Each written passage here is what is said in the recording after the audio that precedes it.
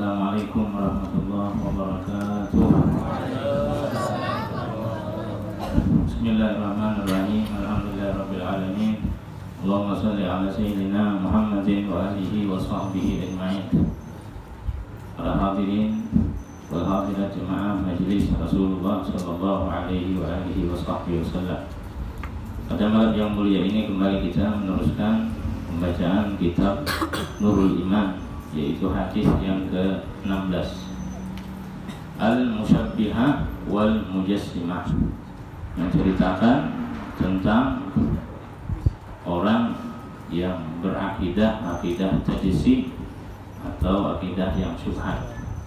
An Aisyah radhiyallahu ta'ala anha qalat qala Rasulullah sallallahu alaihi wa alihi wa sahbihi wasallam, hadhihi al-ayah wa hiya qawluhu ta'ala والذي أنزل عليك الكتاب منه آيات محكمات هن أم الكتاب وأخر متشابهات فأما الذين في قلوبهم زيغ فيتبعون ما تشابه منه ابتغاء الفتنة وابتغاء تأويله وما يعلم تأويله إلا الله والراسخون بالعلم يقولون آمنا به كل من عند ربنا وما يذكر إلا أولو الألباب. قال رسول الله صلى الله عليه وآله وصحبه وسلم إذا رأيتم الذين يتبعون ما تشابه منه يعني القرآن فأولئك الذين سمى الله فاحذروه. رواه البخاري ومسلم. Yang artinya daripada Sayyidatina Aisyah radhiyallahu taala anha, beliau berkata, Rasul sallallahu alaihi wasallam bersabda, kata Rasulullah, ayat ini yang artinya Allah subhanahu wa ta'ala lah yang telah menurunkan kepada engkau hai Muhammad Al-Quran, yang mana di dalam Al-Quran itu ada ayat-ayat yang muhkamat, ayat-ayat yang sudah tetap, ayat-ayat yang sangat jelas, dan hunna ummul kitab, dan itulah ayat-ayat yang muhkamat itu adalah pokok-pokok daripada isi Al-Quran. Wa ukharu mutasyabihat, dan ada ayat-ayat yang satu lagi, ayat-ayat yang mutasyabih. Ayat-ayat yang mutasyabih yakni maknanya tidak jelas. Kalau muhkamat itu sangat jelas maknanya. Adapun orang-orang yang di dalam hati mereka itu ada condong pada kesesatan, mereka akan terus mengikuti ayat-ayat yang mutasyabihat. Apa tujuan mereka? Adalah untuk menimbulkan fitnah dan untuk mentakwil dengan takwilan yang tidak benar. Padahal ayat-ayat yang mutasyabihat itu tidak mengetahui takwilannya kecuali Allah subhanahu wa ta'ala dan orang-orang yang mendalam ilmunya dalam ilmu tafsir. Mereka mengatakan, kami beriman dengan seluruh ayat-ayat Allah. Semua ayat Allah berasal daripada Allah subhanahu wa ta'ala, dari Tuhan kami. Tidak ada yang bisa mengambil pelajaran kecuali orang-orang yang pintar. Kemudian kata Sayyidatina Aisyah, Rasulullah SAW kembali melanjutkan sabda beliau, apabila kalian melihat orang-orang yang suka membicarakan ayat-ayat mutasyabihat daripada Al-Quran, maka merekalah orang-orang yang disebutkan oleh Allah di dalam Al-Quran tadi. Maka berhati-hati, jangan ikut dengan mereka. Di akhir zaman sekarang ini, golongan-golongan yang suka membahas ayat-ayat mutasyabihat adalah golongan-golongan yang suka membid'ahkan, golongan-golongan yang suka menyesatkan, golongan-golongan yang suka mengatakan syirik, bid'ah. Ini golongan-golongan yang dimaksud di dalam hadis ini. Karena mereka seringkali mengumbar-umbar ayat-ayat mutasyabihat. Apa contoh ayat-ayat mutasyabihat di dalam Al-Quran? Seperti firman Allah, Ar-Rahmanu 'alal 'arsy istawa. Ini ayat mutasyabihat. Mereka, golongan-golongan itu mengartikan dengan zahir ayatnya. Mereka artikan.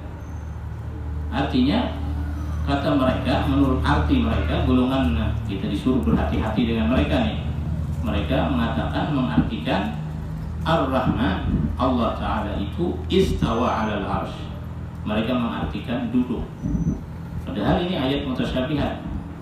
Ayat mutasyabihat tidak bisa langsung diartikan. Padahal kalimat istawa di dalam lughah Arabiyah itu ada jumlah artinya itu sampai 15 jumlah artinya. Jika dalam Quran ada ayat mutasyabihat, ada ayat muhkamat, di dalam ilmu tauhid itu yang dijadikan dalil itu ayat-ayat muhkamat. Masih banyak lagi ayat muhkamat yang sangat jelas maknanya. Di antaranya firman Allah, laisa kamitslihi syai'un. Mereka mengartikan Allah Ta'ala duduk di atas arsy. Tidak benar pendapat mereka itu. Ditolak daripada i'tikad Ahlussunnah wal Jamaah. Kalau Allah Ta'ala duduk di atas arsy berarti Allah menghajatkan kedudukan.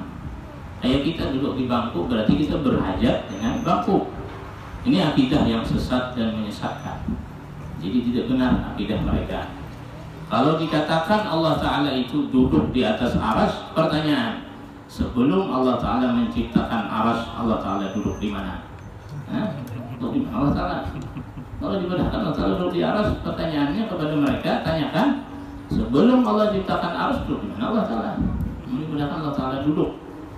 Ini akidah-akidah yang menyimpang dari Ahlussunnah wal Jamaah. Jadi sudah disebutkan oleh Nabi sejak zaman dahulu sudah bahwasanya kata Rasulullah, hati-hati dengan golongan yang ketujuh membahas ayat mutasyabihat atau membahas hadis-hadis yang mutasyabihat.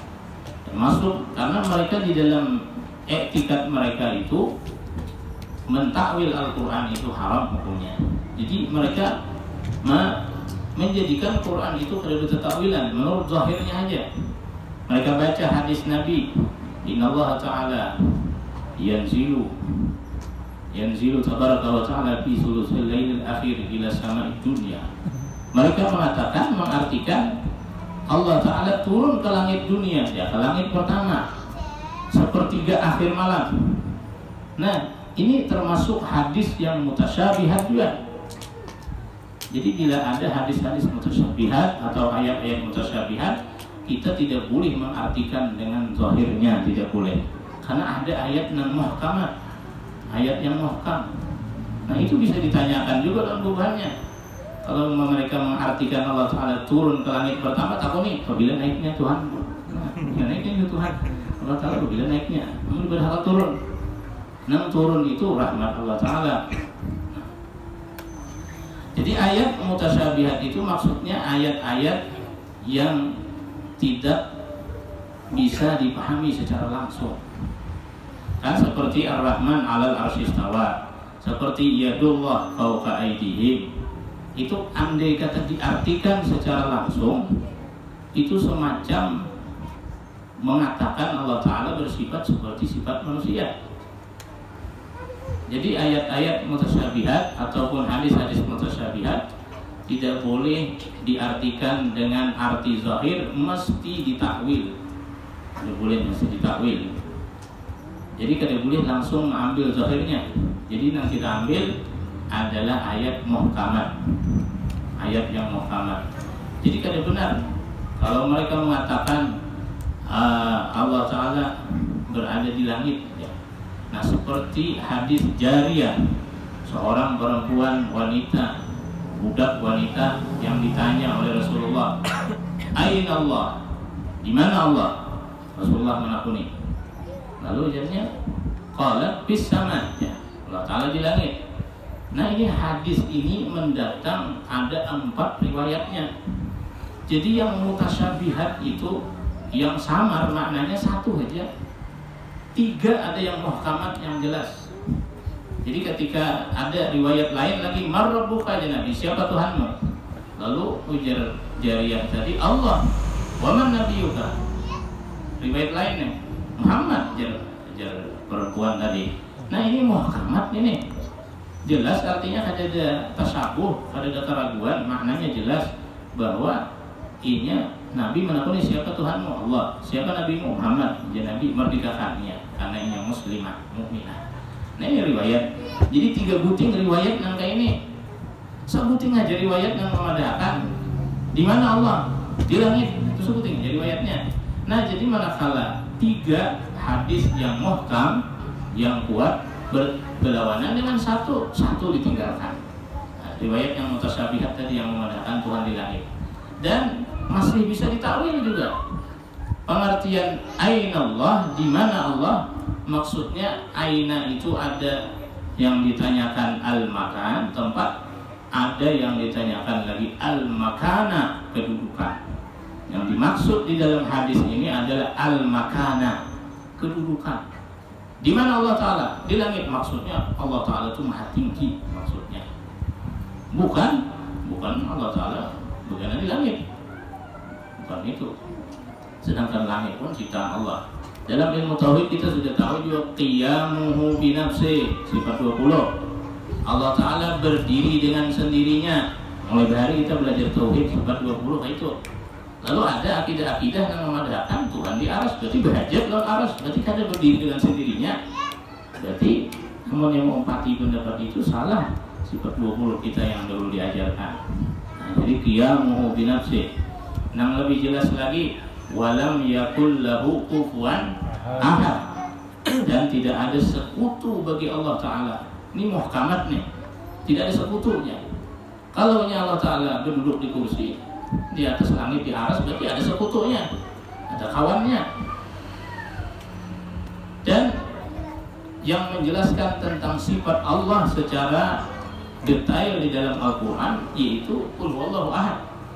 Dan memang surah Ikhlas ini daripada asbabin nuzulnya, sebab diturunkan surah Ikhlas itu memang orang-orang Yahudi bertanya kepada Nabi, sif lana rabbak. Jadi orang Yahudi, sifatkan bagi kami wahai Muhammad Tuhanmu. Lalu Allah Subhanahu wa Ta'ala menurunkan firman-Nya, Qul huwallahu ahad. Katakan oleh wahai Muhammad, Dia Allah adalah Tuhan yang Maha Esa. Allahus Samad. Allah adalah tempat meminta, tempat kita memohon. Lam yalid wa lam yulad, tidak beranak dan tidak diperanakkan. Walam yakul lahu kufuwan ahad, dan tidak ada sekutu bagi Allah, satu juga pun tidak ada. Nah, ini asbabin nuzulnya daripada ini hadis itu memang tentang Nabi itu diminta untuk mensifatkan sifat Tuhan. Berarti ini kuat, muhkamat namanya. Artinya dalil yang kokoh, yang kuat. Sedangkan hadis jariyah tadi yang diumbar-umbar oleh kelompok-kelompok yang ketujuh membid'ahkan, hadis jariyah tadi itu bukan disuruh diminta Nabi mensifatkan. Nabi hanya memastikan ini jariyahnya Islam kata-kata, hanya memastikan aja. Maka lebih kuat yang muhkamat dalilnya. Jadi tertolak yang mutasyabihat itu tertolak bertahan. Nah, jadi kalau yang semasa bisa kita mentakwilkan atau mengartikan ayat-ayat mutasyabihat dengan makna yang sesuai, itu lebih bagus daripada sesat dan menyesatkan. Jadi banyak daripada, jadi Allah Subhanahu wa Ta'ala daripada Rasul tadi berpesan, fahzaruhum, hati-hati dengan golongan itu. Mudah-mudahan Allah Subhanahu wa Ta'ala pelihara dan jaga akidah kita sehingga kita bisa tergolong daripada akidah Ahlussunnah wal Jamaah, dan Allah kuatkan etikat kita. Allahumma kita husnul khatimah, masuk surga tanpa dihisab, tanpa azab. Sallallahu alaihi wasallam.